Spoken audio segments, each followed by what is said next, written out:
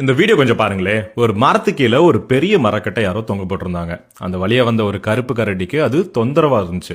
அதனால லேசா அதை தட்டுச்சு. மரக்கட்டை திரும்பி வந்து அதோட தோளில் மோதுது. அந்த ஒரு சின்ன அடி கரடியை கோபப்படுத்துது.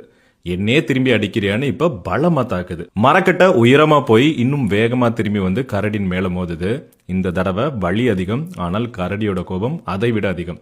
இப்ப அந்த மரக்கட்டையை உடைச்சே ஆகணும்னு முடிவு பண்ணுது. தன்னோட முழு சக்தியும் சேர்த்து ஓங்கி வெறித்தனமா ஒரு அடி அடிக்குது.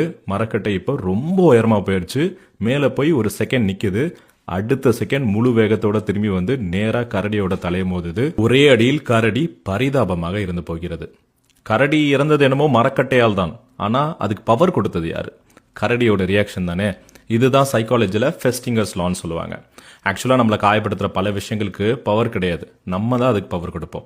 ஃபார் எக்ஸாம்பிள், யாராவது நம்மளை ட்ரிகர் பண்ணுற மாதிரி பேசிடட்டுமே, இல்லை லைட்டாக முறைச்சிடட்டுமே, இல்லை நக்கலாக சிரிக்கட்டுமே, அவ்வளவுதான். அதை இக்னோர் பண்ணாமல் தேவையில்லாமல் ரியாக்ட் பண்ணி நம்ம அவங்கள பவர்ஃபுல்லாக மாற்றிடுவோம். ஒன்று மட்டும் நல்லா புரிஞ்சுக்கோங்க, மற்றவங்க ப்ரெஸ் பண்ணுற பட்டனுக்குலாம் உங்கள் ரியாக்ஷன் நீங்கள் மாற்றிக்கிட்டே இருக்காதீங்க. நீங்கள் ஒன்றும் டிவி கிடையாது. உங்கள் வாழ்க்கையோட ரிமோட் எப்போதும் உங்கள் கையில் தான் இருக்கணும். ப்ளீஸ் அதை மற்றவங்கள்ட்ட கொடுத்து இன்னும் ஹர்ட் ஆகிட்டே இருக்காது.